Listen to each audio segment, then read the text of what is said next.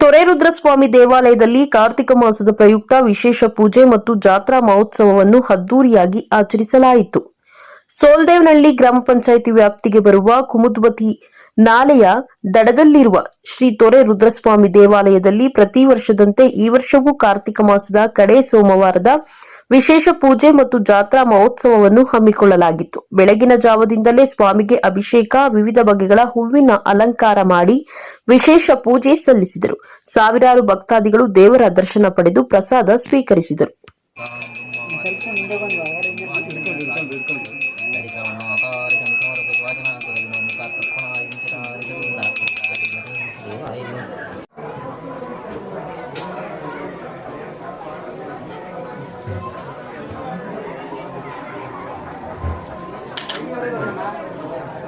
ನನ್ನ ಹೆಸರು ಜಿ ಸಂಪತ್ ಅಂತ, ಮಾಜಿ ತಾಲೂಕ್ ಪಂಚಾಯತಿ ಸದಸ್ಯರು ಹಾಗೂ ಮಾಜಿ ಜಿಲ್ಲಾ ಪಂಚಾಯತಿ ಸದಸ್ಯರ ಪತಿಯಾಗಿ ಈ ಭಾಗದ ಮತ್ತು ನಮ್ಮ ತಾಲೂಕಿನ ಸರ್ವರಿಗೂ ಕಾರ್ತಿಕ ಮಾಸದ ಆರ್ಥಿಕ ಶುಭಾಶಯಗಳನ್ನು ಕೋರುತ್ತಾ, ವಿಶೇಷವಾಗಿ ನಮ್ಮ ಸೋಲ್ದೇವನಹಳ್ಳಿ ಗ್ರಾಮ ಪಂಚಾಯತಿ ವ್ಯಾಪ್ತಿಯ ನಮ್ಮ ಕುಮುದ್ವತಿ ನಾಲೆಯ ದಡದಲ್ಲಿರ್ತಕ್ಕಂಥ ತೊರೆರುದ್ರಸ್ವಾಮಿಯ ಸನ್ನಿಧಾನದಲ್ಲಿ ಭಾಳ ವಿಶೇಷವಾಗಿ ಈ ಒಂದು ಪುಟ್ಟ ದೇವಾಲಯದಲ್ಲಿ ಭಾಳ ವರ್ಷಗಳಿಂದ ಅನಾದಿ ಕಾಲದಿಂದಲೂ ಈ ಒಂದು ಕಾರ್ತಿಕ ಮಾಸದ ಒಂದು ಪೂಜಾ ವ್ಯವಸ್ಥೆಯನ್ನು ಭಾಳ ವಿಜೃಂಭಣೆಯಿಂದ ನೆರವೇರಿಸ್ಕೊಂಡು ಬರ್ತಾ ಇದ್ದಾರೆ.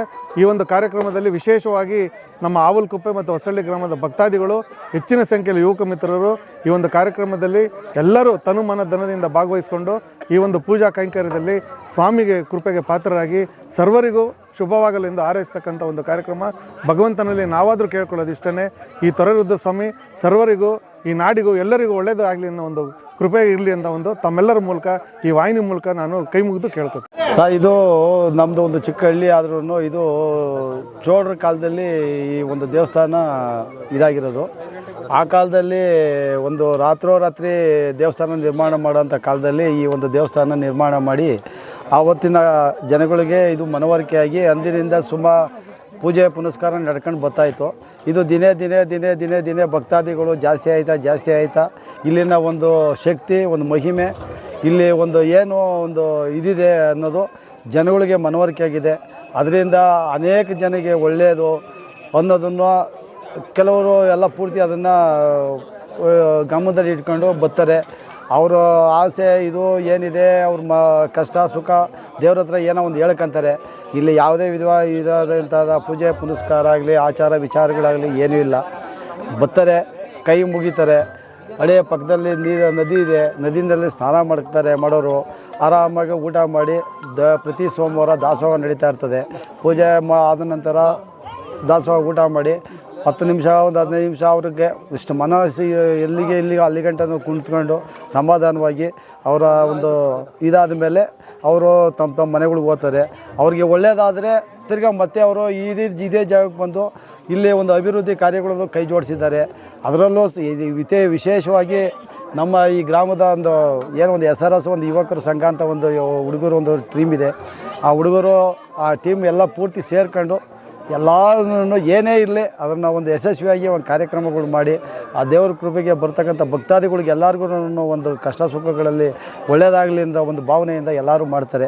ಅದರಲ್ಲಿ ನಾವು ಸಹ ಕೈ ಜೋಡಿಸಿ ಎಲ್ಲರೂ ನಿಂತ್ಕೊಂಡು ಅವ್ರನ್ನೆಲ್ಲ ಮುಂದುವರ್ಸ್ಕೊಂಡು ಅವ್ರನ್ನೆಲ್ಲ ನಾವು ಜೊತೆಯಲ್ಲಿ ತಗೊಂಡು ಒಂದು ಕಾರ್ಯಕ್ರಮಗಳನ್ನ ಮಾಡಿಕೊಂಡು ನಾವು ಓದ್ತಾ ಇರ್ತೀವಿ. ಪ್ರತಿ ಕಾರ್ತಿಕ ಸೋಮವಾರ ಕಡೇ ಸೋಮವಾರದಂದು ಈ ಒಂದು ವಿಶೇಷವಾಗಿ ನಡೀತದೆ. ಸುತ್ತಮುತ್ತಲ ನೂರಾರು ಹಳ್ಳಿಗಳಿಂದ ಭಕ್ತಾದಿಗಳು ಬರ್ತಾರೆ, ಊಟ ಮಾಡ್ತಾರೆ, ದಾಸೋಹ ಎಲ್ಲ ಮುಗಿಸ್ಕೊತಾರೆ. ಸಾಯಂಕಾಲ ಸಂಜೆ ದೀಪೋತ್ಸವ ಮಾಡ್ತಾರೆ. ಖುಷಿಯಿಂದ ಎಲ್ಲ ಪೂರ್ತಿ ಮನೆಗೆ ಹೋಗ್ತಾರೆ. ಮುಂದೆ ಇನ್ನೂ ಒಂದು ಉತ್ತೇಜನ ದೊಡ್ಡದಾಗಿ ಮಾಡೋದಕ್ಕೆ ನಮಗೆಲ್ಲ ಉತ್ತೇಜನ ಕೊಡ್ತಾರೆ.